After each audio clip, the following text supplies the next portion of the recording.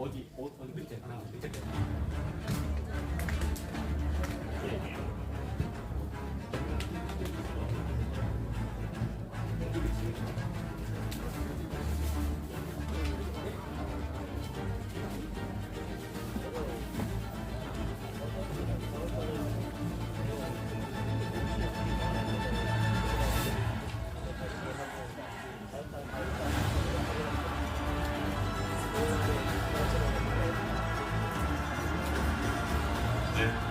네, 이제 시작하도록 하겠습니다.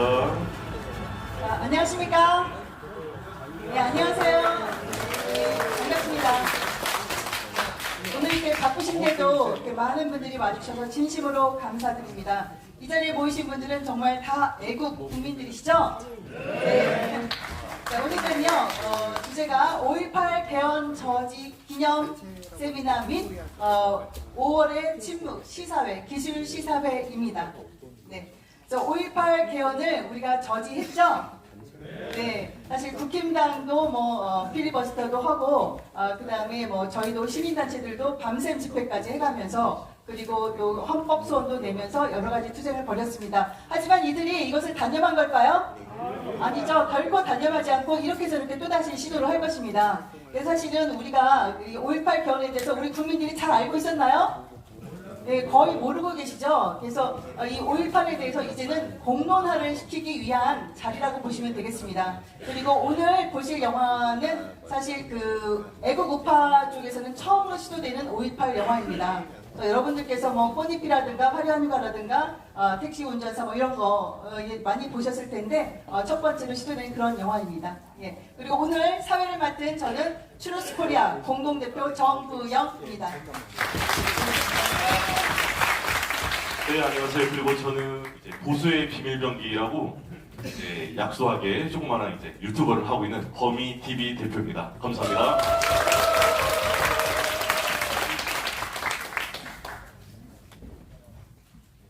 네, 오늘 예, 자 다음은 이제 국민의례가 있겠습니다. 모두 자리에서 일어나 주시면 감사하겠습니다.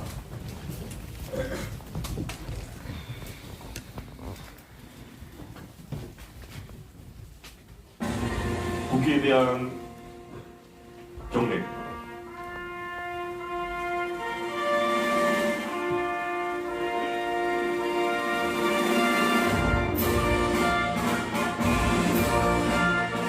나는 자랑스러운 태극기 앞에 자유롭고 정의로운 대한민국의 무궁한 영광을 위하여 충성을 다할 것을 굳게 다짐합니다.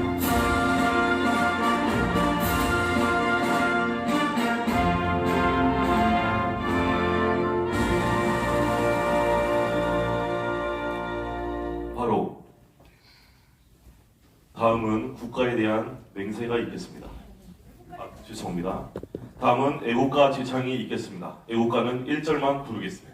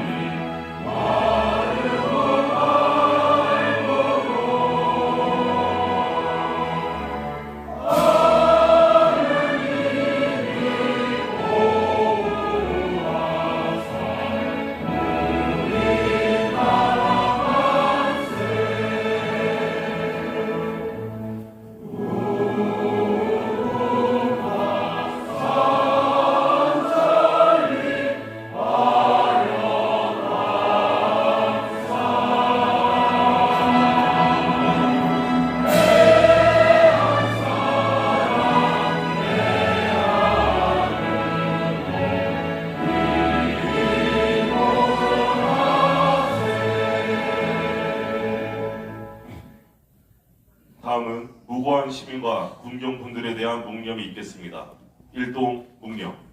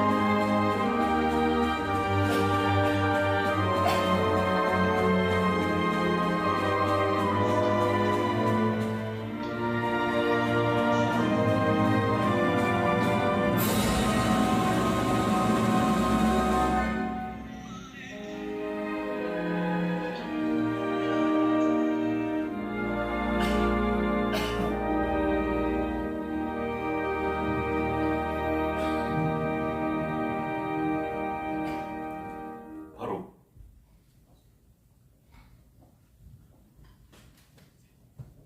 모두 자리에 앉아주시기 바랍니다.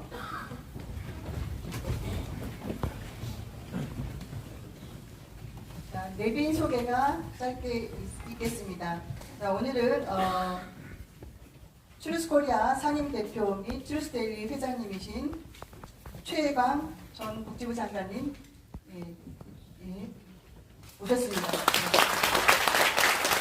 그다음에 조정진 전 스카이데일리 현 트루스데일리 대표님 오셨습니다. 신화보 은평제일교회 원로 목사님 오셨습니다. 그리고 지금 한성천 전 선관위 노조위원장님 오셨습니다. 그리고 국민연금 연금 사회주의 반대 운동을 열심히 하시는 최한열 박사님 오셨습니다. 그리고 대구 투쟁본부 최영호 대표님. 그 다음에 국가원래 장충군 대표님 오셨습니다. 네, 윤한중 대한민국 호국 총연합회 장군님 오셨습니다. 시우미 여사님 함께 오셨습니다. 시우미 여사님 함께 오셨습니다. 그리고 앞에 찍고 계시는 이주천 전 원광대 명예교수님 오셨습니다. 그리고 오경영 비욘드TV 오경영 대표님 오셨습니다. 어디 계세요? 그리고 와드름의 미카 교수님, 예, 항상 빨간색으로 오셨고요. 그리고 오늘 정말 귀한 분 오셨습니다. 이장호 감독님 오셨습니다. 예, 큰 박수 부탁드려요. 예, 이장호 감독님 오셨습니다. 예, 감사합니다.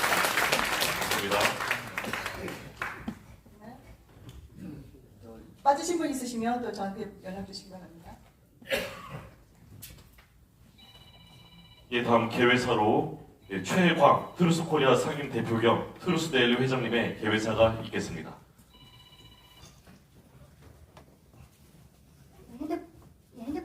진동으로 바꿔주시기 바랍니다.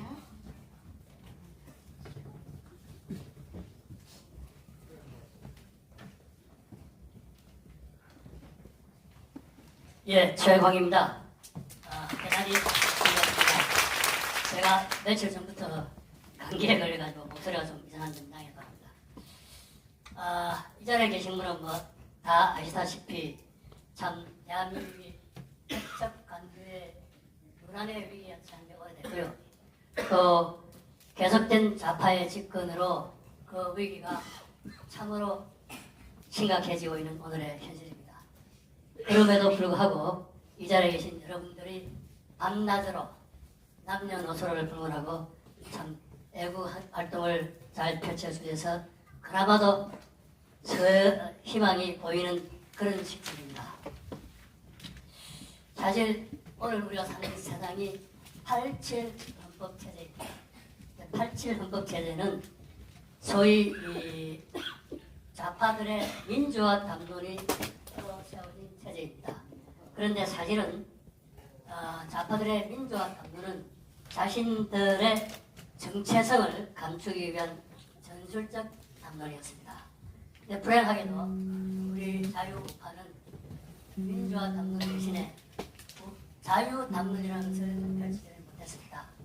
지난 3번에 걸친 이명박 박근혜 윤 대통령까지의 3번의 정권이 사실은 이념에 관한 하는 무개념 아무런 개념이 없는 그런 지도자이기 때문에 오늘의 좀 서글픈 현상에 접해 있는 것이 오늘이라고 저는 생각합니다.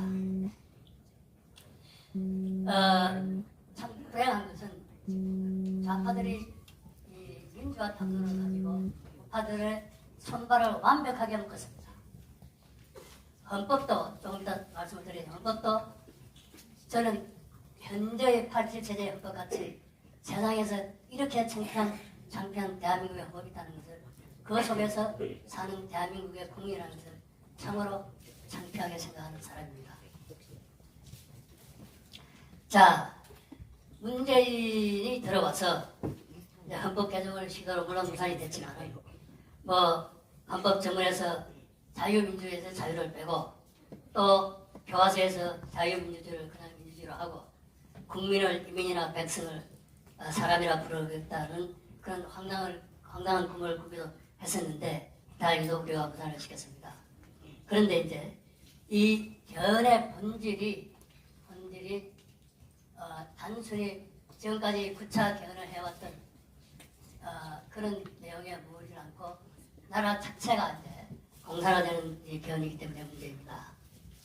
북한데 이재명이 5.18을 헌법 전문에 넣게 되는데요. 북한 헌법에 보시면은 헌법 전문에 김일성이 자연인 이름이 10몇 번 나옵니다. 헌법 안에도 나오는 합치는 전부 헌법에 자연인 김일성, 김정은의 이름이 20-30번씩 나옵니다. 이게 무엇을 의미합니까? 북한은 주체교라는 사이비 종교단체의 나라이지 우리가 일상적으로 하고 있는 세계의 나라의 나라가 아니라는 걸 여기는 겁니다. 지금 좌파들이 추진하는 개헌의 안이 바로 그런 쪽으로 가겠다는 의도를 적나라하게 드러내는 것이 헌법개헌 시도다 이렇게 말씀을 드리겠습니다. 여러분이 뭐 대강 짐작했지만은 제가 표현한 이렇게 강한 정도까지는 아마 느끼지 못할 텐데요. 실제 제가 경제학자이지만은 헌법 공부를 대한민국 헌법학자 못지않게 제가 공부를 했습니다. 그래서 자세한 내용은 여러분들한테 제가 학문적으로 또 법률적으로 내용적으로 정확하게 설명드릴 기회가 있기를 기대를 하겠습니다.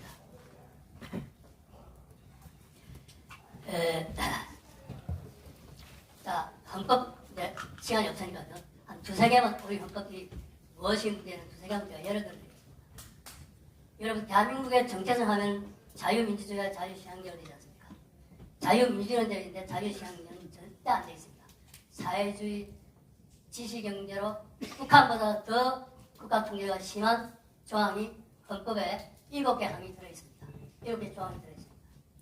북한보다 더 하다 그랬죠. 그러니까 정부가 내는 모든 헌법 법률들이 다 반시장적인 정책의 홍수가 되었습니다. 두 번째는 여러분 이제 두 번에 걸쳐서 대통령이 탄핵이 됐습니다.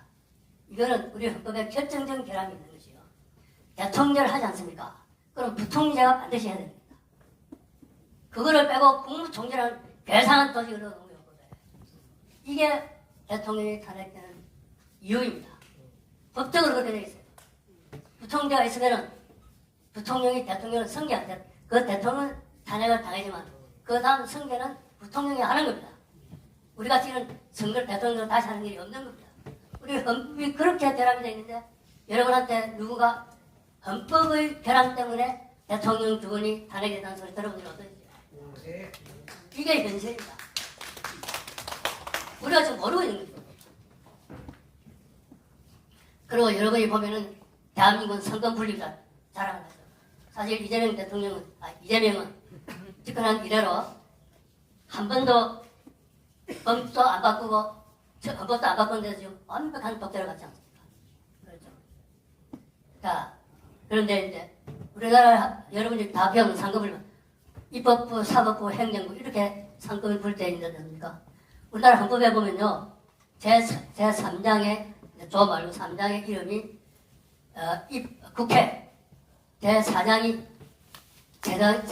정부, 제5장이 법원 이렇게 되어 있습니다. 상급분립이 국회, 정부, 법원 이렇게 되어 있습니다. 상급분립이 국회, 행정부, 법원 이렇게 되는 거 아닙니까? 국회, 정부, 법원이 되어 있습니다.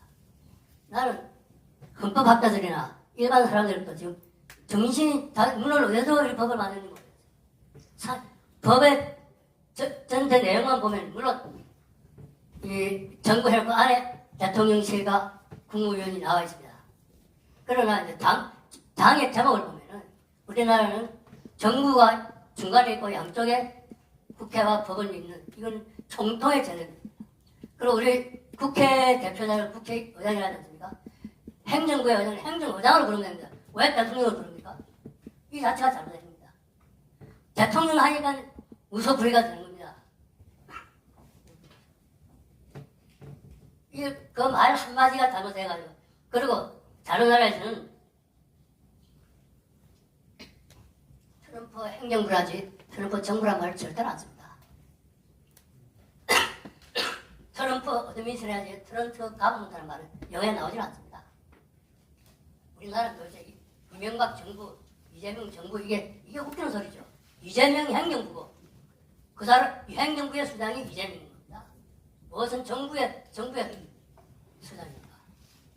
이렇게 헌법을 해놓고도 저는 정말로 창피해서 못하겠다 이런 나라를 하는 게. 자, 이제 이 정도 하겠습니다. 자, 오늘의 주된 행사에 제가 축사를 드려야 되니까 한두 마디만 더 하고 마무리하겠습니다. 오늘은 5.18 46주를 맞는 날입니다. 아직도 진실이 베레사에 있는 5.18을 소재로 세계 최초로 인공지능 애니메이션이라는 새 장르로 만들어진 영화 5월의 침묵을 선보이는 뜻깊은 자리입니다. 강요된 침묵을 떼고 긍지의 영역이 5.18을 소재로 영화를 만든 파랑포진 감독님과 보선 감독님과 경제적 수지 타산을 안 따지고 오로지 역사적 진실 규명이라는 소명감 하나만 믿고 투자와 상영을 이끈 트루스코리아 정부영 대표님과 2년 전 스카이데일리 제작 시절 때 이미 5.18 특별판으로 국민을 개몽시킨 엄청난 일을 저지르고 지금은 트루스데일리를 창간해 꾸준히 역사적 진실을 알리고 있는 조정진 대표님께도 심심한 감사를 표합니다. 그 5.18의 전체적인 전개 과정에 대해서는 저는 애니메이션을 봤는데요. 사실 이 자리에 제가 전두환 대통령에 대해서 여러분한테 전혀 모르는 세상이 깜짝 놀랄 얘기를 하나 이야기하겠습니다. 전두환 대통령 7년 동안에 이건 7년 조금 더 됐습니다. 그때 이제 세계를 주물렀던 사람이 레이건 대통령이 있었고요. 영국의 때처 수상이 있었습니다. 근데 경제 정책에 관한 인사 정책도 물론이고 다른 사회기관 장관 경제 정책에 관한 인류가 이때껏 달성하지 못한 육관왕을 달성한 대통령이 전두환 대통령입니다. 그 육관왕이 뭐냐면 인플레가 30% 이때 된 거를 3% 2, 3% 낮췄습니다. 경제 성장률이 박정희 대통령이 18%될 때도 전두환 대통령 말기 4, 5년간은 12%를 성장했어요. 그리고 경상수지 흑자가 적자로서 쭉 해방 이후 계속 되었는데 전두환 대통령 때 처음으로 경상수지가 흑자를 기록을 했습니다. 그리고 이제 투자 자원이라는 게 전두환 대통령 시절에 저축이 투자율보다 높아가지고 투자 자원을 자립을 달성을 했습니다. 그전에는 차관을 빌려가서 투자를 했는데 이제는 우리 자체의 돈 가지고 모든 투자를 할 수 있는 그런 기적을 달성했습니다. 5가지 됐죠? 4가지 됐습니다. 2가지 더 있어요. 정부의 규모를 작은 정부를 추진했습니다. 그래서 정부 지출의 총 규모가 GDP 차진 비율이 20 몇 프로 됐던 것이 그게 10 몇 프로 내려갑니다. 그리고 국가 부채도 20 몇 프로 됐던 것이 10 몇 프로 내려갑니다. 오늘날 대한민국의 국가 총 부채가 뭐 60% 되니까 전 세계에서 굉장히 낮다. 그 공헌은 절대적으로 전두환 대통령이 자기는 20% 30% 되는 걸 10%로 낮췄기 때문에 그 이후로 모든 대통령마다 10% 올려서 지금 60%가 간 겁니다. 전두환 대통령이 그걸 만약 50%를 만들어놨으면요, 25%, 35%를 만들어놨으면 지금 우리가 100%에 가 있는 겁니다. 이런 6가지 왕관을 스스로 해서 이 머리에 얹은 사람은 그 같은 시대 레이건 대통령, 세처 수상도 물론 못했고요. 제가 다 찾아봤는데 20세기, 19세기, 20세기, 21세기 들어와서 전 세계에 찾아봐도 육관왕을 달성한 지원자는 세상에 존재를 하지 않습니다. 그런 대통령이 전두환 대통령입니다.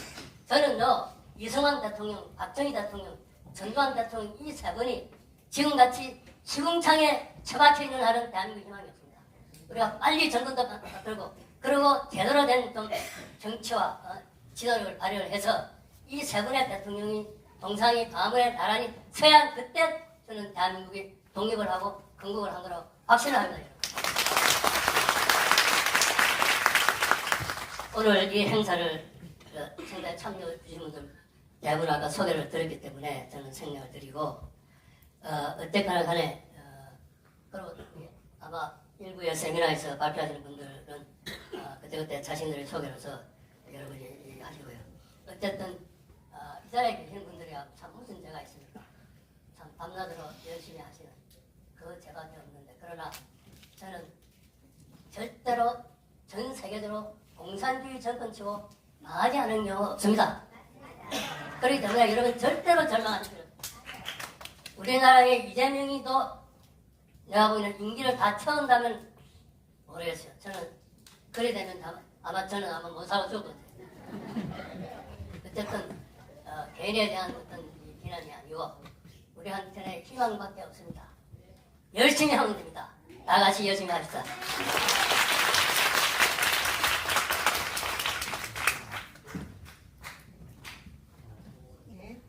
내빈 소개 더 추가로 드리도록 하겠습니다. 노요한 목사님, 진리수호 구국 기독인 연합 대표님. 예, 오셨나요? 노요한 목사님? 예, 저쪽 오시나요? 네. 트윈텍 코리아 이동엽 대표님 오셨어요? 예. 윤희성 감독님 오셨어요? 2층에 계세요. 윤희성 감독님. 예, 숨으셨나 봅니다. 예, 소시오패스. 예, 소시오패스 많이 응원해주세요.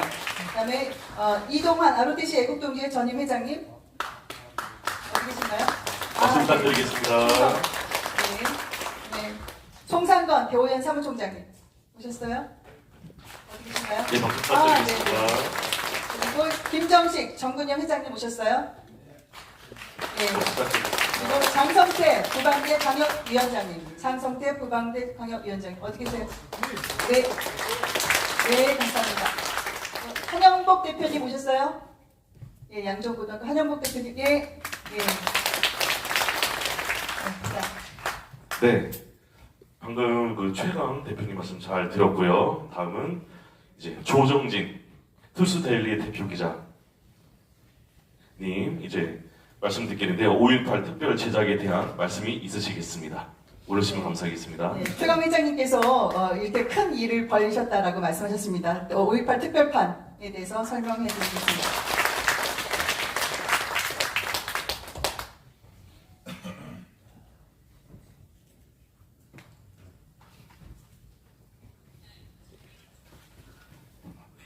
밤새 잠을 못 잤습니다. 사실 어제 밤까지 영화 마무리 감수하느라고요. 우리 앞에 계신 우리 파랑 포션 감독님하고 우리 정부영 대표님하고 또 음향 감독님 또 최정민 국장 해서 오늘 새벽까지 작업을 했는데요. 하여간 최선을 다했는데 아주 재밌습니다. 오늘은 영화를 보는 날이기 때문에 하여간 즐겁게 재밌게 보셨으면 좋겠습니다. 저희가 1시간 반 정도 이렇게 아주 기쁜 마음으로 오늘 주제를 5.18 개헌저지 기념 코멘터리 세미나 겸 영화 5.18 침묵 시사회거든요. 그래서 좀 즐거운 마음으로 이렇게 임하셨으면 좋겠습니다. 저는 절박했습니다. 저는 학부에서는 문학을 전공했는데요. 제 아버지 고향이 이북이시다 보니까 생시에 아버지를 고향에 모셔다 드리려고 황해도 연백입니다. 본의 아니게 통일 문제, 북한 문제에 관심을 갖게 됐고요. 기자를 하다 보니까 본의 아니게 또 언론학을 공부하게 됐고요. 그래서 하다 보니까 북한학 박사가 됐습니다. 지금은 거의 종북 성향 교수님들이나 학생들이 거의 90%가 넘는 경남대 북한대학원에서 시작을 했는데요. 그게 지금은 북한대학원 대학교라고 하는 전 세계에서 하나밖에 없는 특정 지역을 담당하는 그런 대학인데요. 거기서 제가 박사 1기입니다. 그래서 자신 있게 공부를 했습니다. 17년, 박사 학위 논문 받느라고 17년 걸렸습니다. 힘들었습니다. 직장을 다니면서 주경야동을 했기 때문에 제가 자랑하려고 하는 게 아니라요. 17년 동안 뭘 했냐면요. 북한의 원전들이요. 김일성 전기라든가 노동신문의 그 사설, 북한에 움직이는 게 1년에 한 번씩 1월 1일날 발표하는 노동신문 사설이거든요. 그게 1년의 계획이 다 나옵니다. 그거를 70년치를 전부 다 분석을 했습니다. 그리고 몇 가지 깨달은 게 있습니다. 북한은 1994년 고난의 행군, 이북에서는 미공급 시대라고 합니다. 나중에 그게 미화가 돼서 고난의 행군이라는 말로 이렇게 바꿔치기를 했는데요. 북한에서는 원래 미공급 시대, 배급하던 식량이 중단됐습니다. 그때부터는 북한 내부에서는 북한 용어로 남조선 해방, 그러니까 남한 공산화를 심리적으로 포기를 합니다. 그래서 그때부터는 남한을 감당할 수가 없거든요. 최소한 자기들이 남한을 공산화시킨 다음에 최소 2천만 명 이상을 죽여야 남한을 관리할 수 있다라고 하는 이 자유분방한 자유의 맛을 듣고 경제적인 부를 이미 느끼고 경험한 대한민국을 자기들이 감당할 수가 없습니다. 그래서 대한민국 공산화를 심리적으로 내부적으로는 포기합니다. 제가 논문 주제가 북한의 통일 담론인데요. 김일성, 김정일, 김정은으로 넘어오는 통일에 대한 그 단어의 뉘앙스라든가 어휘 숫자라든가 이런 걸 다 분석을 했는데 포기했습니다. 근데 이번에 김정은이가 이제 재작년 겨울에 그 두 개의 국가론을 주장하면서 지금 휴전선 근처에다가 그 전기 담을 높이고 하는 것들이 그냥 하는 건 아닙니다. 최근에 누가 얘기했지만은 남한을 자기들이 감당할 수 없기 때문에 남한에 대해서 상당히 두려움을 갖고 있습니다. 그러면서 한편으로는 이게 중요한 건데 한편으로는 남한에 이미 자기들이 심어놓은 종북주의자들, 간첩들, 그리고 주사파들 이런 사람들을 통해서 남한의 정권을 탈취해서 끊임없이 남한에서 재원을 공급합니다. 아시다시피 2000년 이후에 대한민국에서 북한을 먹여 살리고 있습니다. 음으로 양으로 많이 주고 있습니다. 우리가 공식적으로 법정에서 확인된 건 김대중 정권 때 4억 5천만 불이 북한에 갔는데요. 지금 그거를 공개하려고 미국으로 망명한 김기삼 전 국정원 직원, 서울법대 83학번입니다. 재수해봤고 그분이 공개한 거로는 30억 달러가 북한에 갔습니다. 남북 정상회담하기 직전에 30억 달러입니다. 얼마인지 아시겠죠? 30억 달러. 몰라요. 계산이 안 돼요. 엄청난 돈입니다. 엄청난 돈이 북한에 갔고요. 그거로 인해서 북한이 죽어가던 북한이 다시 살아났습니다.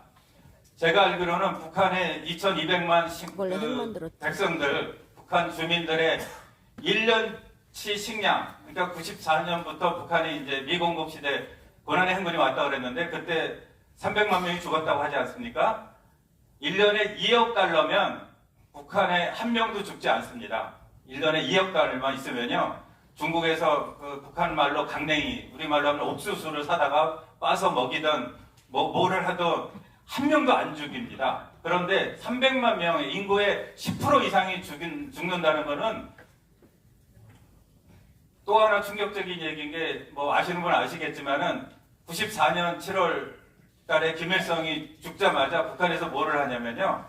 김일성이 근무하고 있던 주석궁을 태양궁전으로 바꾸면서 8억 9천 달러를 소비합니다. 9억 달러를 소비합니다. 9억 달러. 그래서 300만 명이 굶어 죽은 겁니다. 그래서 북한이 대안으로 내세운 게 남한에 자기들이 심어놓은 여러 가지 세력들, 그리고 약점이 잡힌 사람들, 그 사람들 중에는 정치인, 종교인, 학자, 그리고 우리 외교관 중에 국정원이나 외교부, 또 통일부, 외국에 나가 있는 분들이 현지에서 다 포섭을 합니다. 저는 사실 명단을 많이 알고 있습니다. 실명도 많이 알고 있습니다. 역대 국무총리 중에 3명이 북한 간첩입니다. 박근혜 대통령님 마지막 청와대 비서실장 북한 간첩입니다. 제가 이제 공개하겠습니다. 많습니다. 이분들이 직접 간접적으로 북한에 계속 돈을 대주고 식량을 대주고 여러 가지 정보를 대주고 이런 일을 하고 있습니다. 실질적으로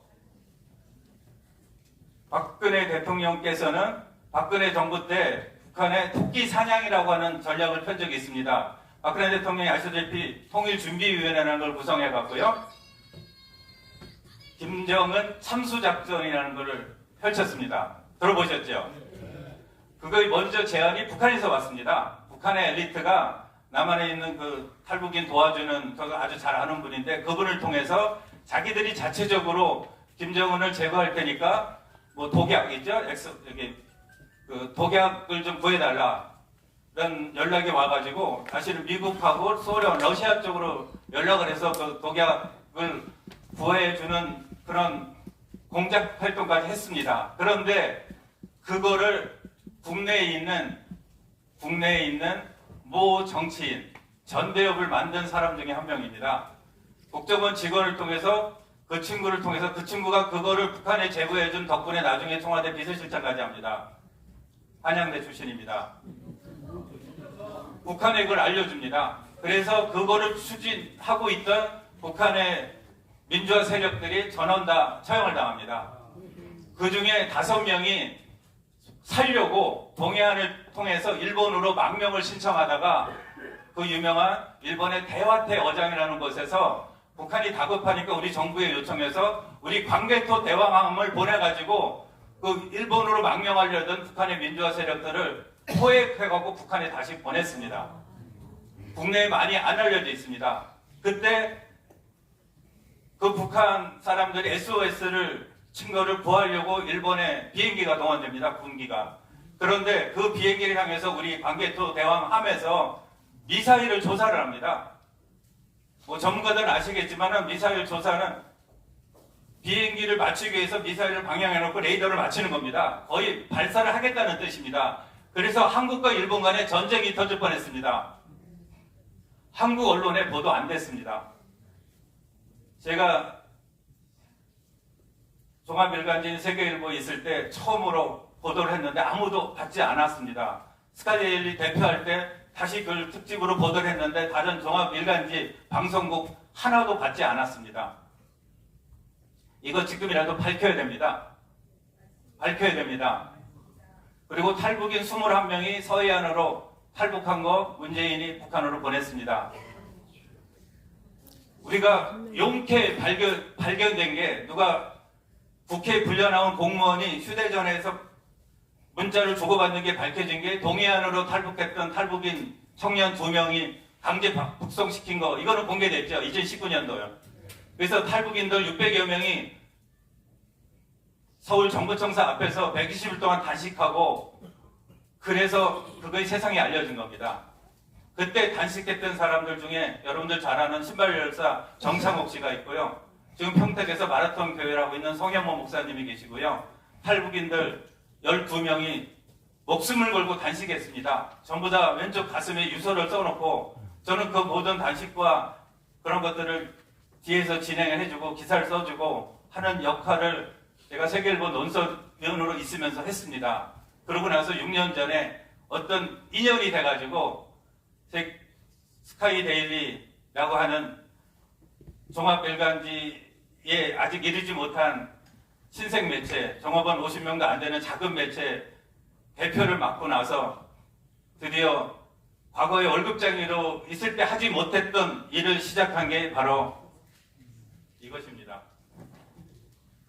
며칠 전에 전한길 대표 촬영장에 가서 이런저런 얘기를 하다가 이 신문을 펴놓고 30분 정도 얘기를 하니까 전한길 대표가 무릎을 치면서 제가 그동안 30년 동안 역사 강사를 했는데 제가 잘못 가르쳤습니다. 라고 하면서 그 순간에 계몽이 됐습니다. 여기서 박수 한번 치셔도 됩니다.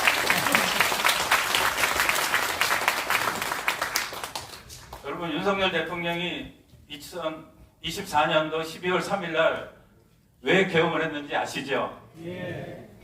제 입장에서 말씀드리겠습니다. 윤석열 정부 들어서면서 개인적으로 저를 청와대가 아니죠? 어디죠? 용산 대통령실이나 국정원에 들어오라는 제안이 있었습니다. 듣자마자 거부했습니다. 저는 언론을 해야 됩니다. 대한민국 한국기자협회라는 단체가 있는데요. 거기 제가 임원으로 굉장히 오랫동안 활동을 해왔습니다. 기자협회 회장 출마까지 했었고요. 10,000명이 넘는 기자가 있습니다. 단 한 명도 부정선거와 5.18에 대해서 기사를 쓰는 기자가 없습니다. 그런 신문사도 없습니다. 쓸 수도 없습니다. 이따 영화에 보면은 왜 그런지 그 내용이 나옵니다.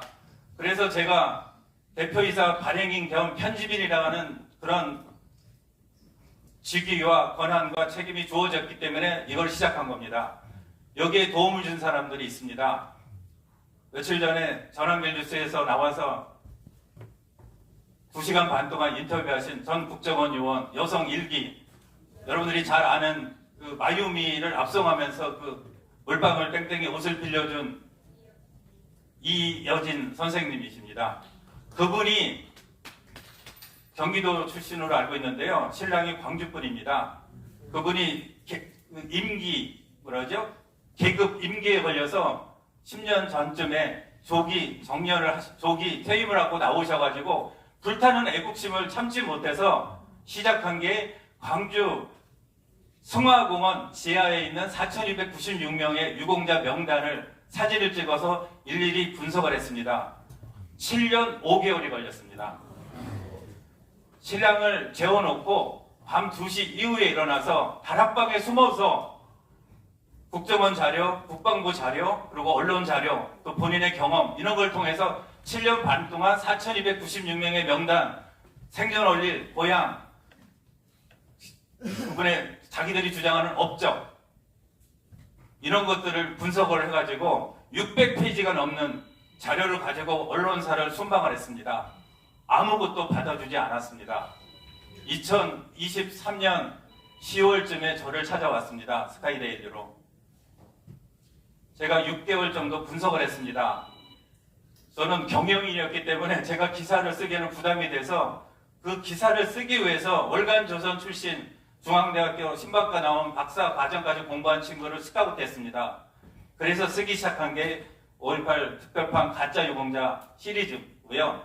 그 6편을 쓰고 나서 이제 제대로 된 분석으로 들어가기 위해서 고민할 때 그때 누구의 소개로 허경 기자를 만났습니다.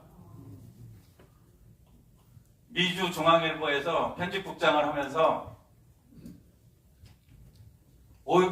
부정선거를 이제 인지를 해서 다루기 시작을 했는데 본사인 중앙일보, 한국의 중앙일보 홍석현 씨라고 하는 지금 이 대한민국 이 전체 상황을 뒤에서 엉터리로 만들고 있는 그 회사 오너로부터 퇴사 압력이 들어와서 버팅기다가 미주 중앙일보 전체를 없애겠다는 얘기를 듣고 직원들을 보호하기 위해서 회사를 그만두고 국내에 들어와서 인천에 있는 모 호텔에서 접시를 닦고 있던 허경 기자를 스카우트해 왔습니다.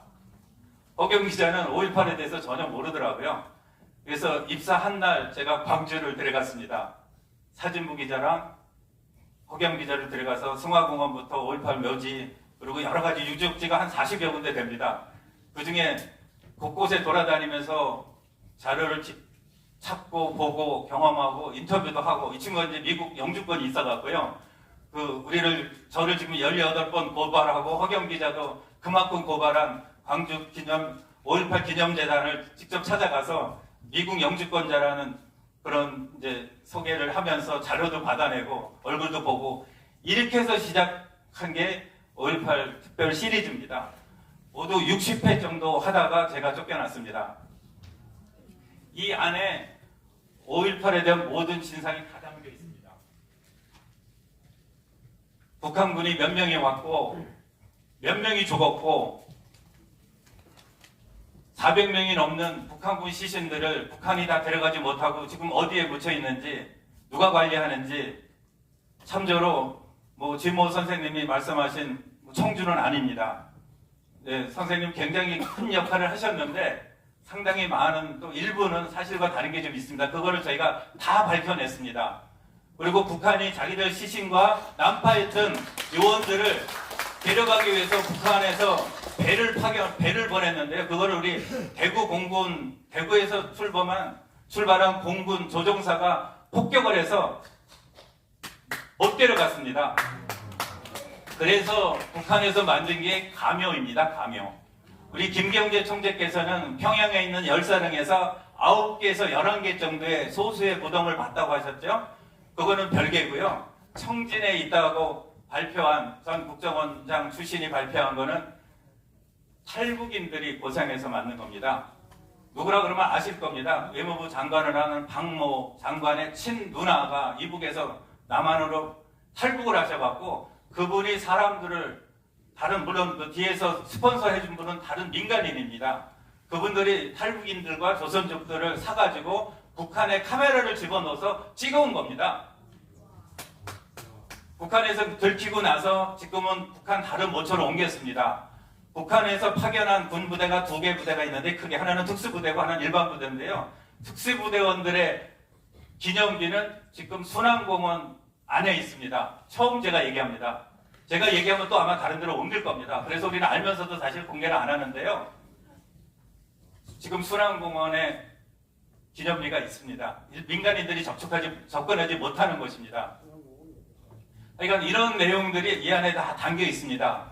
그래서 이거를 저는 2024년 1월 1일 날 저희 직원들한테 아무한테도 얘기를 안 하고 당일날 미안하지만 오늘 취재기자들은 오늘 하루 1년 계획하면서 쉬십시오. 그리고 편집부 기자 8분, 교일부 기자 2분은 오늘 나오랑 의미 있는 일을 좀 합시다. 그래서 하루 만에 이 40페이지를 다 만든 거예요. 하루 만에요.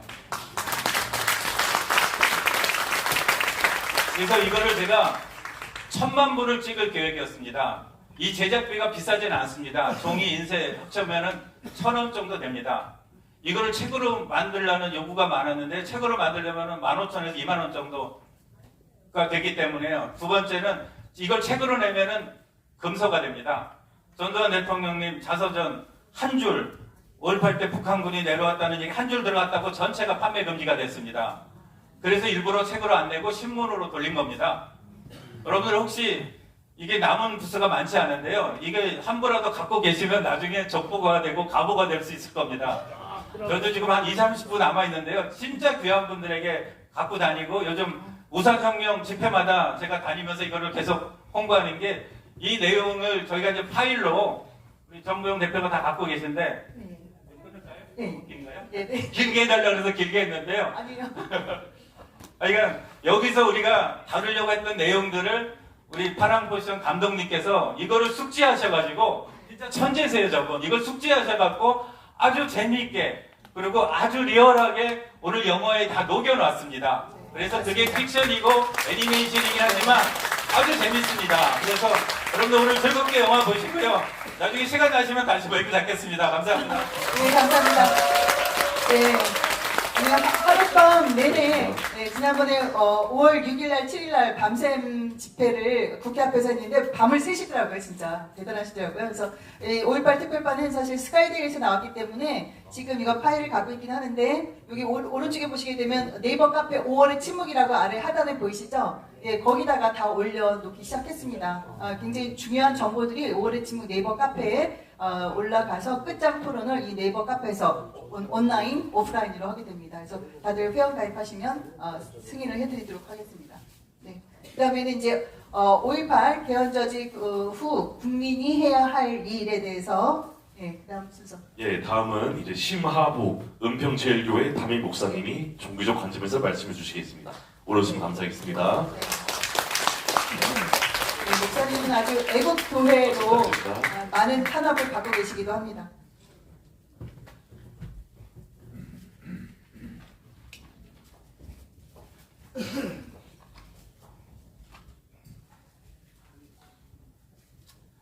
안녕하세요. 저는 대한민국 광역 기독교 청년협회 대표를 하고 있고 현재 서울 은평구를 진관동에 있는 은평제일교회 담임을 하고 있는 목사입니다. 사실 오늘 저는 국민이 원하는 게 도대체 뭘까라는 질문을 가지고 여러분과 함께 생각해 보려고 합니다. 요즘 정치권에서는 사실 개헌 이야기를 자주 하고 있어요. 개헌을 이야기를 하고 있어. 그 개자가 뭔지는 여러분들이 생각하세요.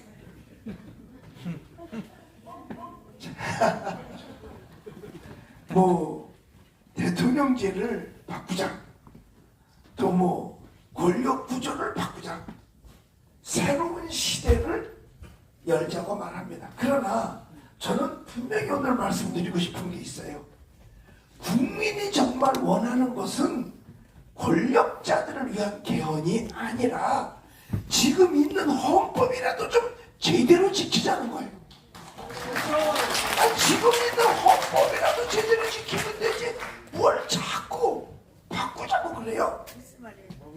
사실 대한민국 헌법은 이미 우리 자유민주주의를 분명히 선언하고 있어요.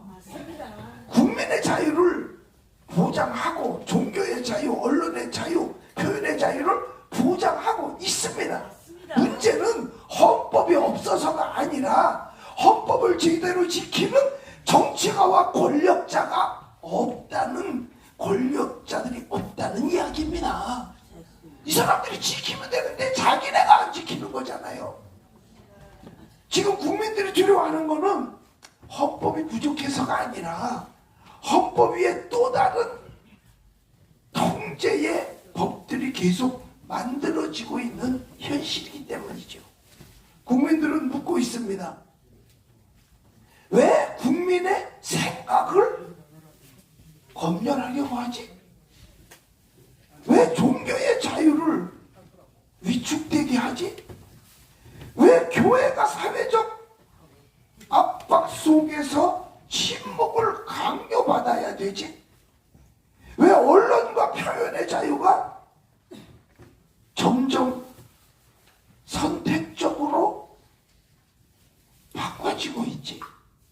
여러분, 우리 대한민국은 자유민주주의 국가입니다. 어떻게 생각하면 자유가 불편할 수도 있기는 있어요. 왜일까요? 때로는 나와 다른 의견도 존재할 수 있기 때문이에요. 다른 의견을 가진 자도 자유가 있으니까요. 자유민주주의는 바로 그 다른 생각도 말할 수 있는 체제입니다. 다른 의견을 가진 자도 자유가 있으니까요.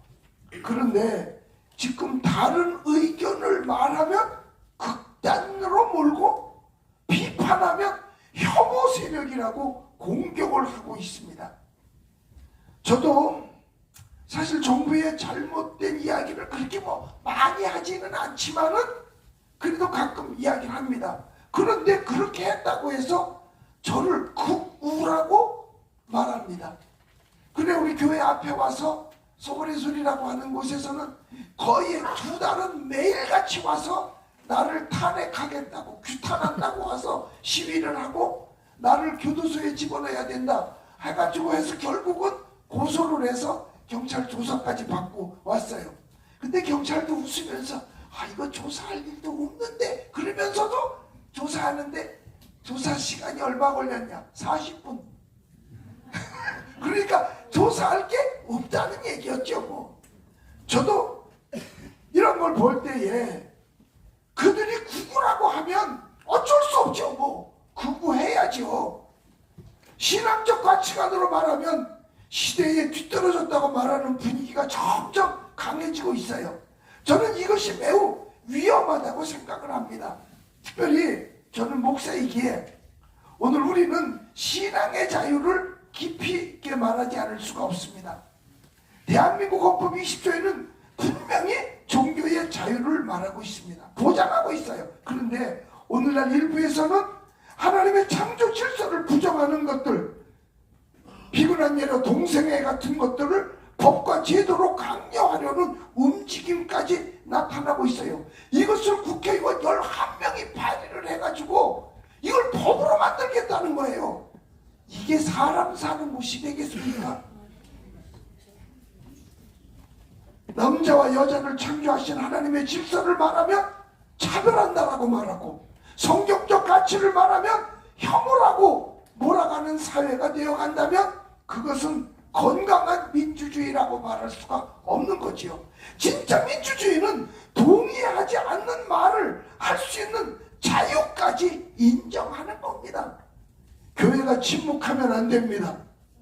사실은 국민들도 침묵하고 있으면 안 됩니다. 지금 필요한 것은 새로운 헌법 이전에 이미 존재하는 헌법 정신만이라도 잘 지켜가야 된다고 하는 거예요. 삼권분립 지켜줘야 되죠. 근데 그거를 무너뜨리려고 하고 있어요.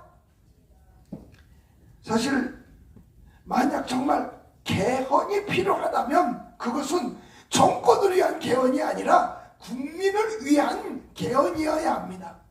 권력을 더 오래 갖기 위한 개헌이 아니라 국민의 자유를 더 강하게 보호하는 그런 개헌이어야 합니다.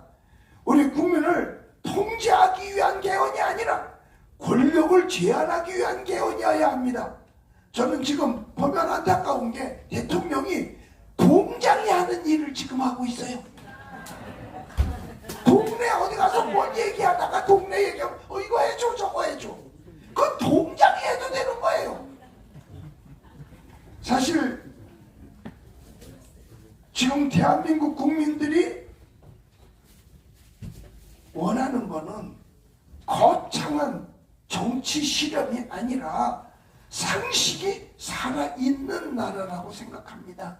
열심히 일하면 잘 살 수 있고, 교회가 자유롭게 예배할 수 있고, 국민이 눈치 보지 않고 무슨 말이라도 할 수가 있는 나라, 그것이 국민이 원하는 자유 대한민국일 줄로 너는 그렇게 저는 믿습니다. 그리고 오늘 저는 5.18에 대해서 제가 자세하게 연구해 본 적은 없지만 그러나 조심스럽게 말씀드리고 싶은 말이 있습니다. 1980년 광주의 아픔을 가볍게 여기어서는 안 된다고 하는 생각을 가져봅니다. 왜? 당시에 희생당한 순수한 시민들이 있었거든요. 그 사람들의 가족과 고통은 분명히 기억돼야 되죠. 그러나 동시에 많은 국민들은 지금 이런 의문도 가지고 있어요. 아니 왜? 벌써 40여 년이 지난 지금도 어떻게 된 게 계속 유공자가 생겨나는지.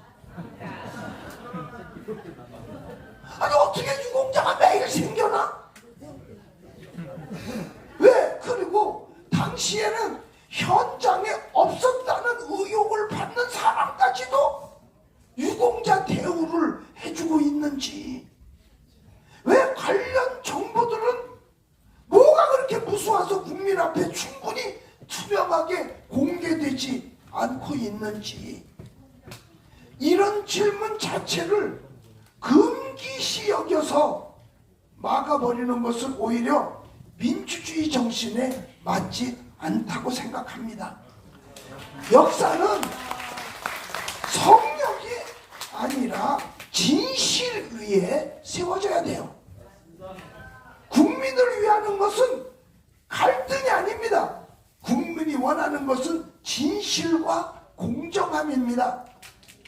진짜 민주주의는 질문을 할 자유가 있는 거예요.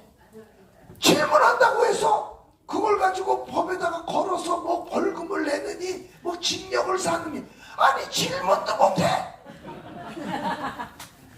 아니 질문은 할 수 있잖아. 맞아요. 맞습니다. 우리 존경하는 애국동지 여러분, 대한민국은 내외 국민의 수많은 희생 위에 세워진 나라예요. 6.25 전쟁에서 나라를 지킨 유엔군이 있죠. 희생당한 3만 7천 명의 유엔군, 또 와서 사상으로서 또 실종된 10여만 명의 유엔군, 또 우리 국군 학도병들, 이런 희생이 있었잖아요.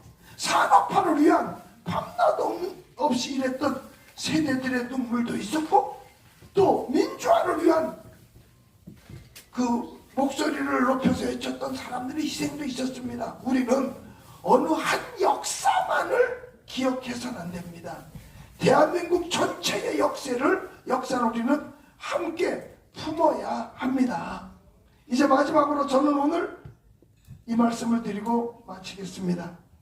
지금 대한민국에 가장 필요한 것은 헌법을 뜯어 고치는 일이 아니라 자유민주주의의 정신을 다시 회복하는 것입니다.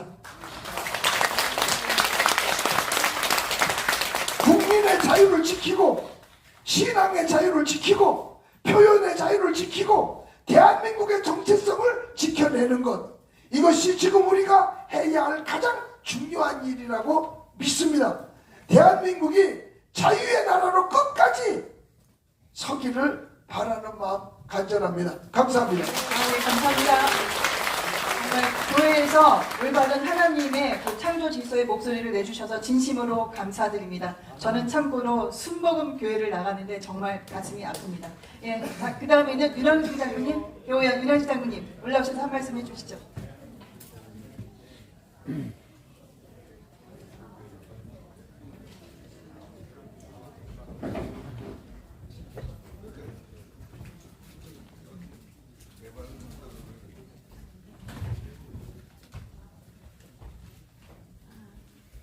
어제는 계양을구 보궐선거에 후보자로 등록한 육사 56기 여러분이 잘 아시는 김현태 후보의 사무실 개소식에 참석을 했습니다. 거기에서 느낀 것은 김현태 후보님과 정말 땀을 뻘뻘 흘리면서 열광을 하시던 전한길 대표님에 대해 진면목을 보고 제가 울었습니다. 정말 훌륭한 애국자다.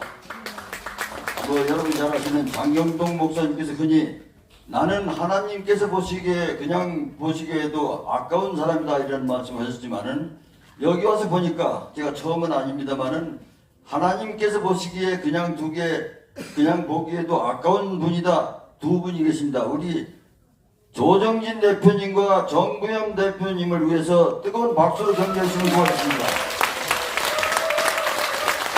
제가 당했을 때마다 강조를 합니다만 우리의 수권 사업이랄까 공동 목표가 있다면 이 땅에서 주사파를 척결하고 또한 우리의 공산주의를 방면하는 멸공이 되겠습니다.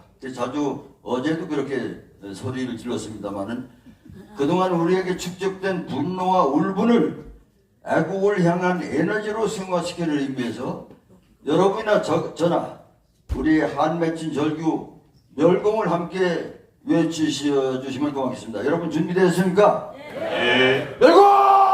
멸공! 존경하는 국민 여러분, 우리는 지금 거짓과 허상이 진실인 양 포장되어 국민 앞에 거대한 위선으로 다가오는 불행한 현실과 마주하고 있습니다. 5.18 정신이라는 것이 도대체 무엇인지 냉철히 되묻지 않을 수가 없습니다. 도대체 무엇을 근거로 5.18 광주 사태가 어찌하여 민주화운동으로 왜곡될 수가 있단 말입니까? 그것은 실체가 모호하고 역사적 해석과 진실에서 많은 의문과 왜곡을 품고 있습니다. 공교롭게도 저는 5.18 광주 사태 당시 전방 군부대 대대장직을 수행하고 있었기에 그 참상과 실체적인 진실을 직접 확인할 수는 없었습니다.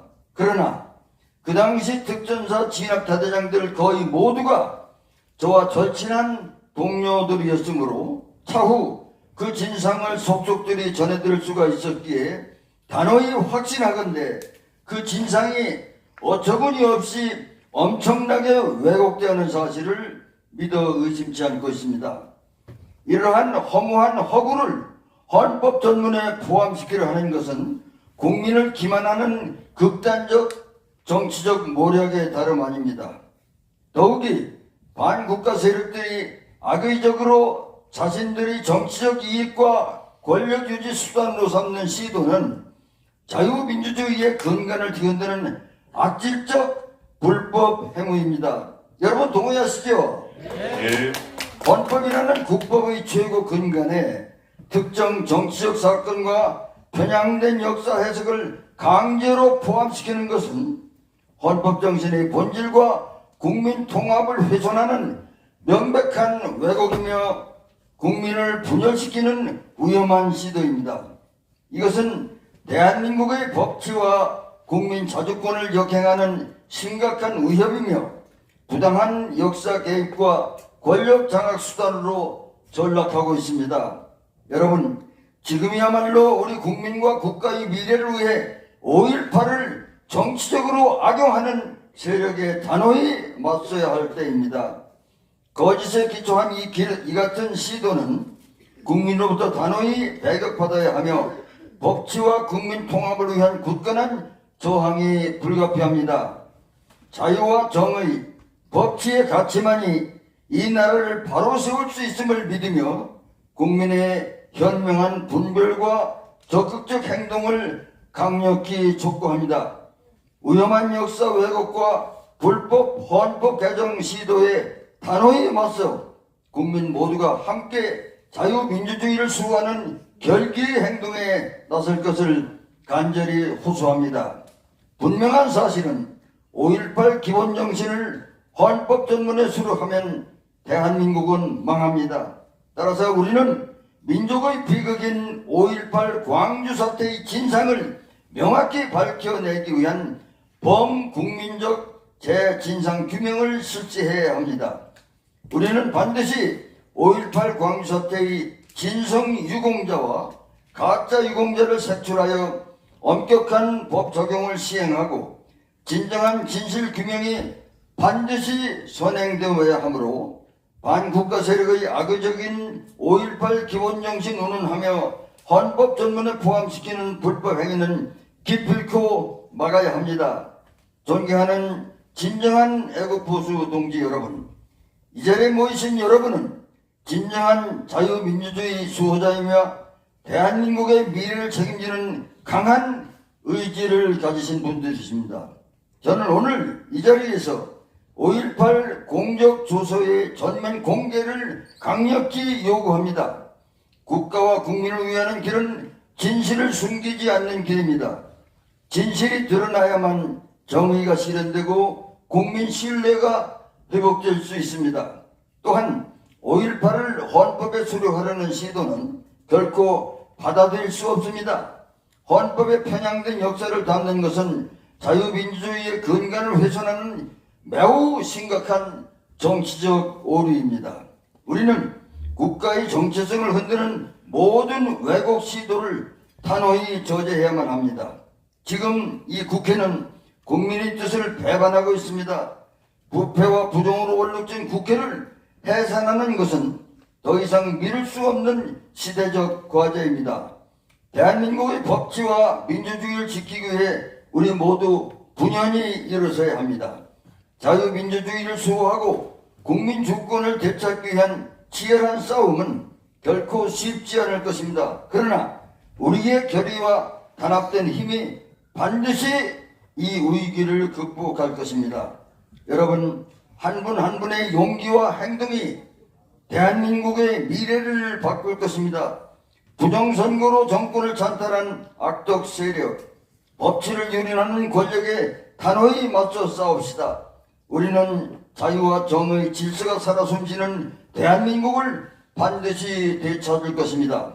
국민의힘과 우리 보수 애국 세력은 분열을 멈추고 하나 되어 진실과 정의의 깃발 아래 굳건히 서야 합니다. 진정 국민을 위한 정치, 미래 세대를 위한 정치, 그리고 진정한 국가 안보를 위한 행동에 앞장섭시다. 모든 국민이 깨어나고 행동할 때입니다. 우리의 저력과 의지를 믿고 함께 나갑시다. 감사합니다. 필승!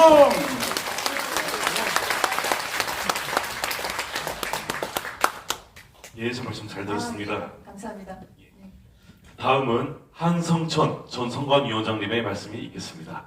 오르시면 감사하겠습니다. 유량준 장군님께서 국회 해산에 대한 말씀을 해주셨습니다. 예, 부정선거로 당선된 국회의원들이 52명이라고 합니다. 당연히 해산되어야겠죠. 네. 안녕하십니까. 저는 그 선거 관련해서 87년 헌법 개헌을 제가 봤습니다. 그렇기 때문에 그때 상황과 여러 가지 좀 말씀드려야 되겠습니다. 아까 조정진 대표님이 5.18은 북한의 주단 내란이다. 저도 그렇게 생각하고 지금 있습니다. 제가 2011년도에 5.18 관련해가 투쟁을 시작하다가 2012년부터 부정선거 투쟁을 했습니다. 그 부정선거 투쟁하시다가 감옥에 오래 사신 분이 있지요. 그분하고 처음에 같이 했습니다. 같이 했는데 그분하고 같이 부정선거 투쟁을 하기로 했는데 그분은 나 부정선거 투쟁 안 하겠다고 5.18로 갔습니다. 부정선거를 투쟁하고 세상을 정리해놓고 5.18을 가볍게 하자 이랬더니 그분 욕심이 있어서 그쪽으로 가요. 고생을 엄청 하시고 지금 5.18이 다행히 북한 내란이라는 게 드러났으니까 다행이고요. 그리고 개헌에 대해서 말씀드릴게요. 우리나라가 지금 개헌을 해야 됩니다. 87년도에 이렇게 이야기하면 또 이상하게 생각하실 거예요. 87년도 당시하고 지금 현재가 39년 흘렀습니다. 그런데 개헌을 하는데 어떻게 해야 되냐? 국민을 중심으로 개헌을 해야 된다는 거예요. 정치인이 기득권을 가진 중심이 아니고 국민을 중심으로 해서 개헌을 해야 되는데 이번에 지방선거에 은근슬쩍 집어넣어가 개헌을 했어요. 이거는 완전 사기입니다. 전 국민을 상대로 해서 사기를 치려고 하다가 실패를 했어요. 5.18에 들어가는 상황이 있잖아요. 지금 5.18 사건을 개헌한 헌법 조문을 넣으려 했단 말입니다. 국민들은 뭐를 요구해야 되냐면 그럼 5.18에 대해서 사실 여부를 확인하지 않고 절대 넣을 수 없다.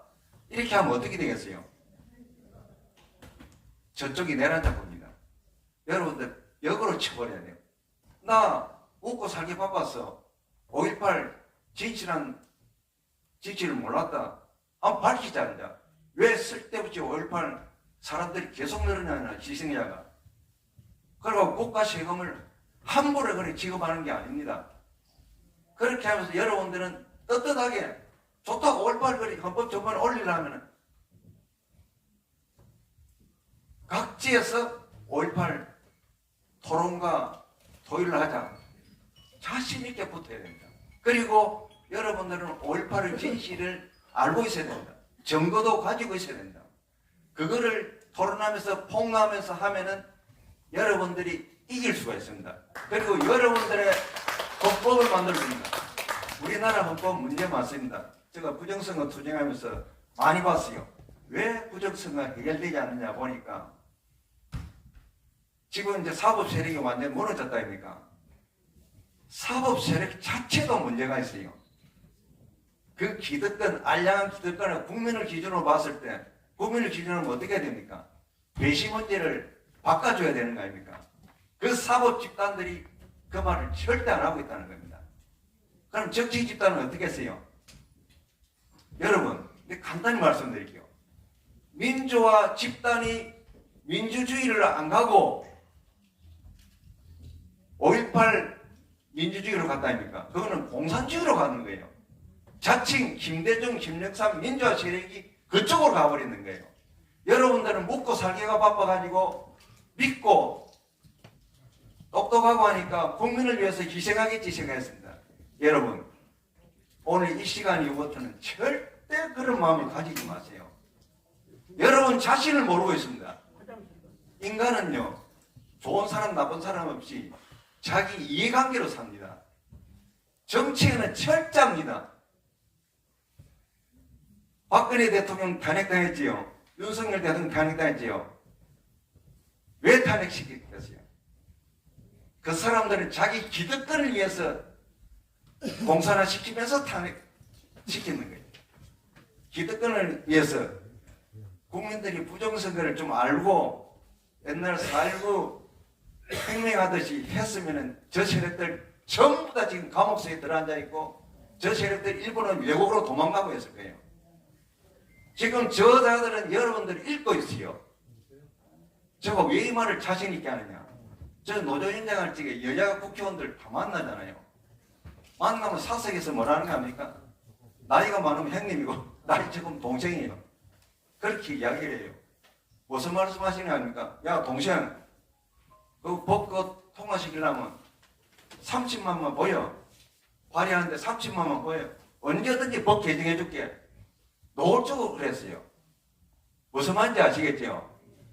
여러분들이 단결하고 여러분들이 전국적으로 조직을 만들고 여러분들이 회비를 일정 5천원 내지 만원씩 내면서 좋은 사람을 젊은 사람을 고용해 가지고 계속 투쟁을 하면은 저자들은 살아남을 수가 없습니다.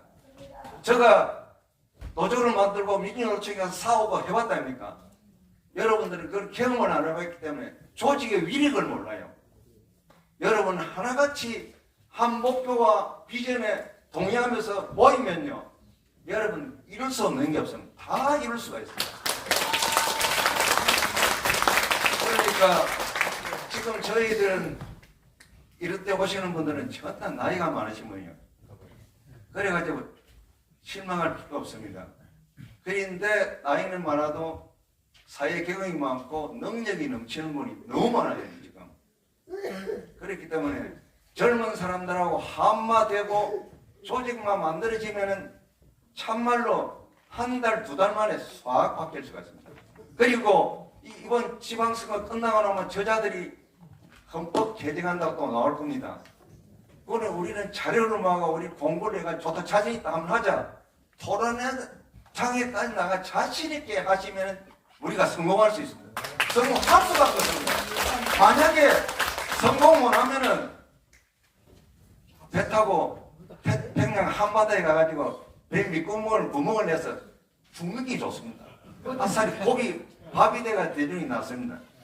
자신 있습니까? 예. 우리 꼭 바꿉시다. 이상입니다. 감사합니다. 감사합니다. 다음은 그 탈북인이신 이주성 작가님, 보랏빛 호수의 작가님이신데 어디 오셨나요? 예, 나오셔서 말씀 좀 해주시죠. 5.18에 대해서. 굉장히 중요한 5.18에 대한 정보를 탈북인으로서 해주셨는데 10수년 전에 벌써 그런 얘기를 해줬는데 우리 한국 사회가 귀 기울이지 않았습니다. 그래서 그 결과 이러한 위기에 봉착하게 된 것 같습니다. 그래서 5.18에 대한 진실을 여러분들이 말씀을 해주실 수가 있는데 사실 미국 쪽에 CIA 마이클 리 선생님 같은 분이 계시고요. 그 다음에 탈북하신 분들로부터 올라오세요. 중요한 정보들을 받으실 수가 있습니다. 안녕하세요. 2006년도 6월에 한국에 입국한 지금은 소설가 그 문예 쪽에서 일을 하고 있는 이주성입니다. 여보.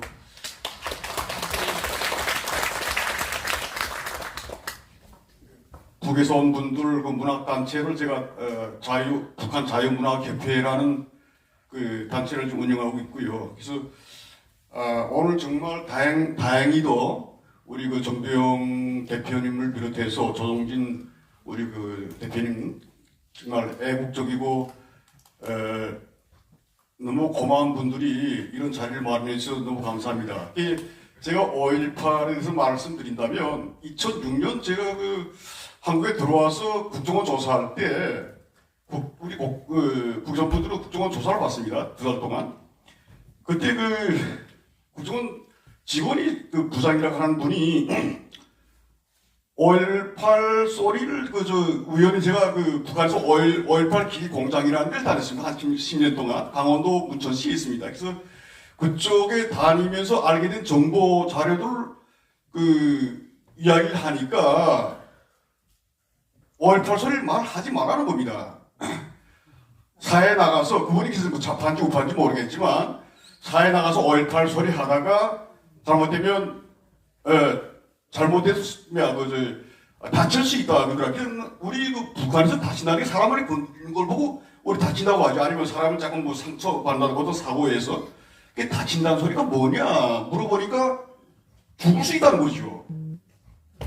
그래 가슴이 섬뜩하더라. 아니 5.18 잘못된 걸 그 잘못했다고 말하는데 그게 그 잘못이냐 하니까 나가보면 알게 될 테니까 여기서 굳이 말하려고 하지 말고 자기한테 더 상기시키지 말라는 겁니다. 근데 그때 그런 줄 알고 사회에 나왔죠. 나와서 그 제가 아는 시장님 그분은 아마 이제 돌아갔을 겁니다. 서북청년단 그때 그 사무총장을 했다고 했던 분인데 그분을 누구 소개로 우연히 만나가지고 그 미국소리 하면서 내가 북한에서 어떤 일을 했다. 그걸 하면서 5.18 공장 소리를 하니까 그분이 그 자세하게 5.18 기사 아니야. 그리고 5.18에서 제가 좀 안다고 이야기를 했습니다. 했더니 좀 말을 한다. 그래서 제가 가지고 있던 자료를 드리겠으니까 한번 보시라고 내가 거기서 이야기를 했고 또 좀 설명도 해줬습니다. 제가 5.18에 대해서 좀 잘 알게 된 동기가 뭐냐면 이전도 말했지만 강원도에서 그 5.18 기공장에서 한 10년 동안 일하면서 그 공장이 원래 5.18 문천 기계공장이었습니다. 5.18 공장이 아니고 문천 기계공장이었었는데 그 공장 이름을 김일성이가 5.18 기계공장으로 이렇게 바꿔줬습니다.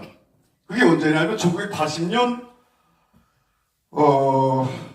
83년 그 3월인가 아마 3월이죠. 5월이죠. 그 봄입니다. 봄인데 김일성이 그 강원도 원산에 그 현지도 나왔다가 원산에서 문천이 한 키로수는 한 10km 됩니다. 그 해변가에 있는데 그리고 그 북한에서 유명한 문천 재련소가 있습니다. 같이 그 김일성이 그 5.18 기공장이 북한에 하나밖에 없는 밸브 공장이다. 큰 대형 밸브론 그런 그 공장인데 거기 현지도 나왔다가 공장 사람 그 일꾼들로부터 여기는 그 사장이라고 하지 거기 지배인이라고 합니다. 당비서 지배인들로부터 무슨 제의를 받았냐면 수령님 우리 공장에 오셨는데 그 수령님께서 우리 조선에 하나밖에 없는 이 밸브 공장에 수령님께서 이름을 하나 지어주십시오. 그렇게 되다 보니까 김일성이 가만히 생각하더니 그래 근데 이름 하나 지었지.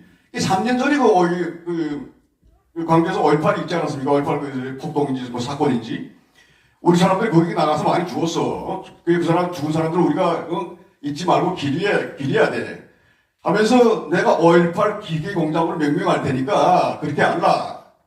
그걸 그렇게 이야기해가지고 공장 이름을 바꾼 걸 제가 그 후에 공장에 들어가가지고 조금 일을 좀 열심히 하다 보니까 사무직을 얻어가지고 공장 당비서 지배인들하고 이렇게 모임에 대해서 내가 5.18에 대해서 많이 관심을 가지고 또 뭐 그 사건에 대해서 이게 어떻게 돼서 5.18에 대해서 이렇게 5.18 공장으로 됐냐 하니까 그분들이 저한테 이야기해서 알은 거죠. 그 공장 최고 이제 여기 말하면 대표겠습니다. CEO 그 사장이죠.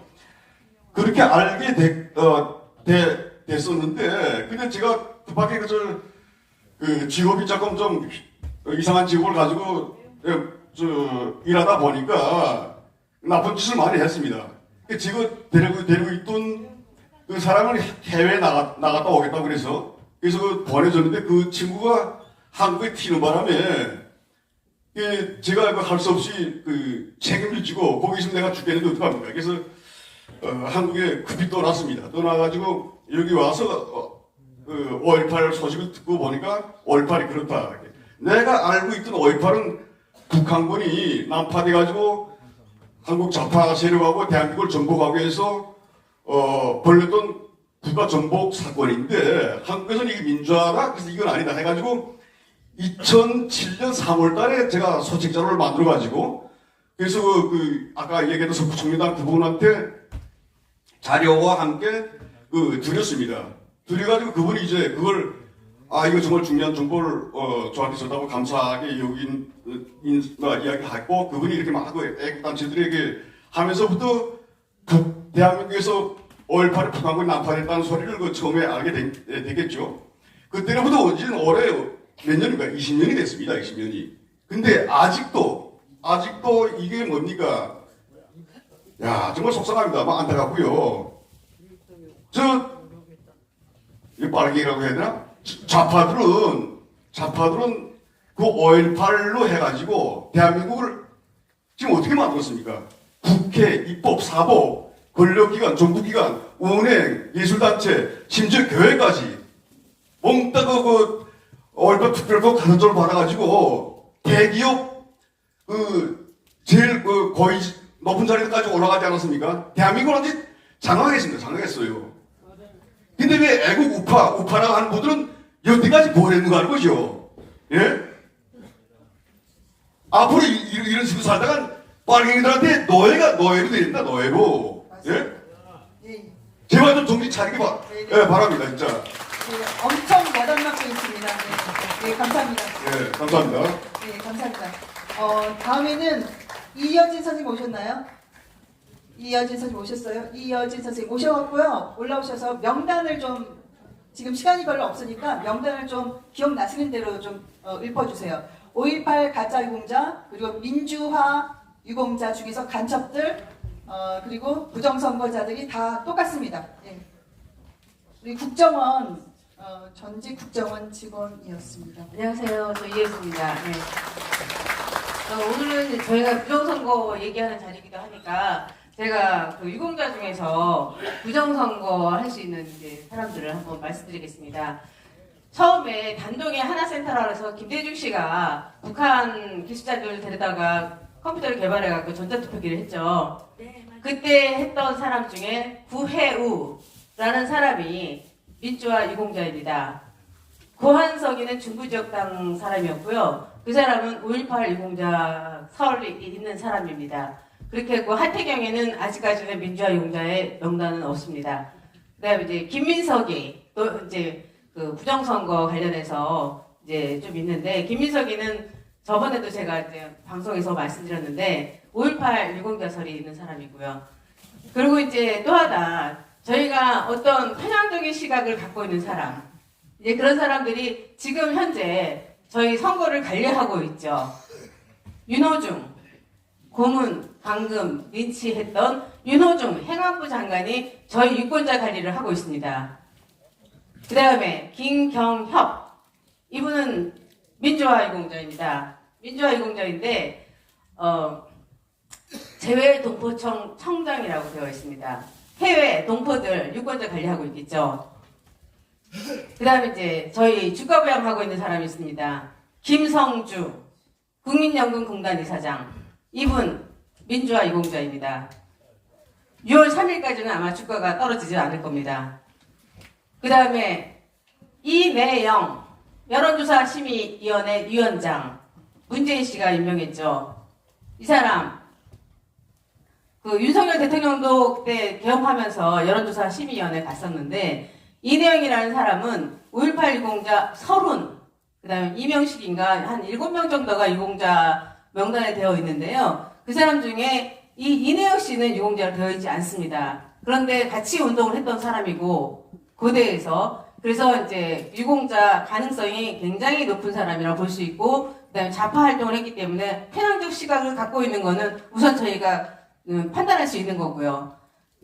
그 다음에 이제 약간 구글하고는 상관이 없는데 허욱이라고 있습니다. 페이스북 코리아 부사장인데요. 이 사람 같은 경우에는 방송통신위원회 그때 이제 심의위원으로 있었고요. 그 다음에 엄중이라고 5.18 유공자 있습니다. 방송통신에 있으면서 그야말로 뭐 이동관 씨 내려오라고 하는 그런 주장을 했던 사람이고, 이 전반적으로 걸쳐서 언론사에도 유공자가 굉장히 많습니다. 거의 한 330명 정도가 5.18 유공자로 되어 있고요. 그 사람들이 서로 해갖고 이게 공사나 하는데 일조하면서 저희 국민들을 지금 속이고 있습니다. 그런 사항들을 많이 좀 아셔야 되고요.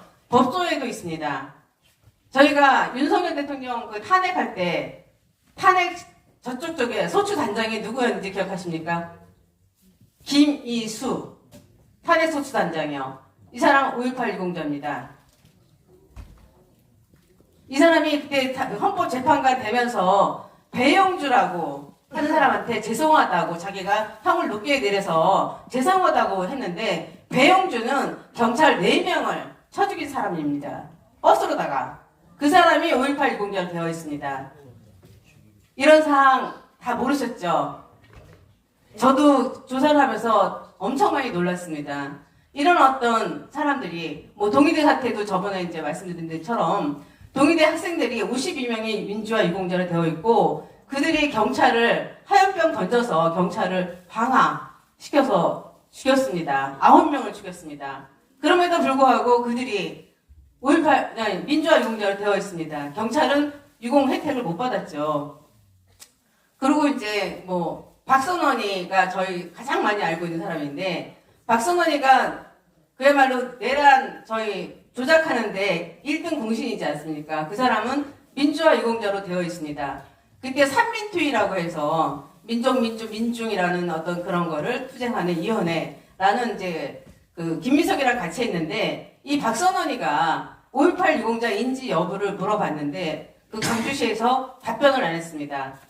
강주시는 강기정이가 민주화 유공자이기도 합니다. 그 사람이 저희 그때 내려갔을 때 못 내려오게 했죠. 그 5.18 광장을 쓰지 말라고. 민주화가 자기네 겁니까? 그것도 아님에도 불구하고 못 쓰게 하고, 이렇게 편파적인 민주화, 인민민주화를 추구하고 있다는 거 여러분이 깨닫고, 그 다음에 이제 개헌하는 거 이런 것도 막아야 된다고 여러분 많이 전파하셔야 됩니다. 알아야지 저희가 이 나라 지킬 수 있습니다. 그래서 저도 이제 뭐 아까 7년이라고 얘기를 하셨는데, 사실 2016년 그때부터 해서 거의 10년간 지금도 계속해서 뭔가 좀 이상한 거 나오면은 혹시 하고 찾아봅니다. 그러면 역시 민주화 유공자. 이런 거 볼 때마다 막 속이 막 터집니다. 그 다음에 또 하나 말씀드리고 싶은 거, 우리 이재명 대통령님 옆에 민주화 유공자들 엄청 많습니다. 경기동부연합이라고, 김현지와 경기동부연합 잘 아시죠? 경기동부연합에 있는 사람들, 소위 말해서 통진당과 합세해서 내란을 일으키려고 했었죠. 통진당이 해산됐잖아요. 거기에 경기동부연합에 민주화 유공자가 엄청나게 많습니다. 경기동부연합이 이재명 대통령을 도와서 이재명이가 대통령이 된 겁니다. 그런데 그 사이에 있는 유공자가 성남시장 할 때도 30명이 넘게 있었어요. 지금 청와대에도 민주화 유공자 많이 들어가 있습니다. 이 나라가 제대로 운영이 될 수 있는지 저는 상당히 걱정을 많이 해요. 대통령이 제대로 봐야 되는데 이재명 씨가 제대로 보고 이 나라를 이끌 수 있을지 참 걱정을 많이 하게 됩니다. 굉장히 많습니다. 경기동부연합이라는 거는 내란 세력이었습니다. 내란 세력이 통진당과 합세해서 통진당을 해산했는데, 그 세력이 지금도 살아서 저희 돈 갖고 저희가 준 돈으로 민주화 유공자 돼서 그 돈을 중심으로 그걸 기본 자금으로 쓴 거죠. 쓰고서 그거를 해서 정치를 하면서 그들끼리끼리 그 자식까지도 정치할 수 있게, 잘 살 수 있게 혜택 주는 이런 사회, 이거 진짜 잘못됐습니다. 민주화 유공자, 5.18 유공자 다 내려와야 됩니다. 다 삭제해야 됩니다.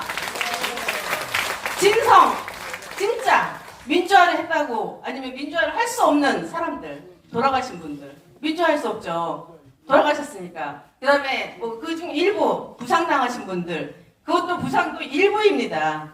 다들 진짜 다칠 수 없는 그런 거를 갖다가 그때 다쳤다고 해서 유공자 했습니다. 이런 거 여러분들이 아시고 분노하시고 내 자식이 그 권리를 못 갖고 간다는 거에 대해서 분통 터트리셔야 됩니다. 분노하셔야 됩니다. 이 나라 이렇게 돌아가면 안 됩니다. 네, 감사합니다. 네, 감사합니다. 네. 자, 이제 시간 관계상 연사들이 많이 계셨는데요. 시간 관계상 이제 사진 촬영을 하고 영화 감상으로 들어가도록 하겠습니다. 좀 우리 범위TV님 구호에 맞춰서 조금 구호를 제창해 주죠.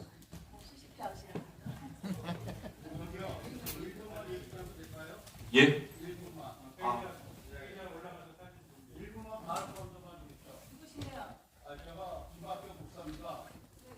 네네, 말씀해 주십시오.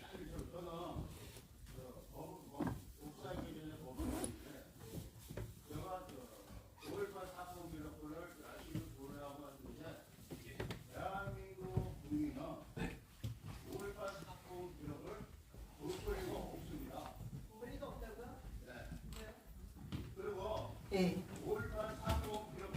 네네. 대한민국 국민에 네. 연락권이 없습니다. 예.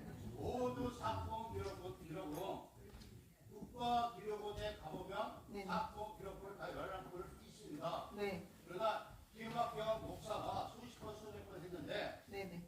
국가기록원에 있는 사건 기록부 연락권 5.18 사건 기록부는 대한민국 국민이 못 볼 리가 없습니다. 사실 근데 이게 그 북한군 개입이냐 아니면 정말 순수한 민주화 운동이냐 이건데 북한군 개입에 대한 증거는 너무나 많고요. 예, 북한 탈북자, CIA 뭐 내국의 증거 너무나 많습니다. 네네. 그거 해가지고 제가 네네. 매주 목요일에 중도상가의 부정선과 네네. 5.18 사건 기록을 발표하고 있습니다. 예. 강의하고 있는데 북한에는 5월 22일 날 예예. 강경도사 중식의 남동에서 네네. 497명을 죽은 사람을 추모하고 있습니다. 맞아요. 북한에서 추모합니다. 매년 추모합니다. 1999년도 네네네. 예, 예, 알겠습니다. 우선 네, 이건 잘 알겠습니다. 예, 원래 이거 구호 예정이 없던 겁니다.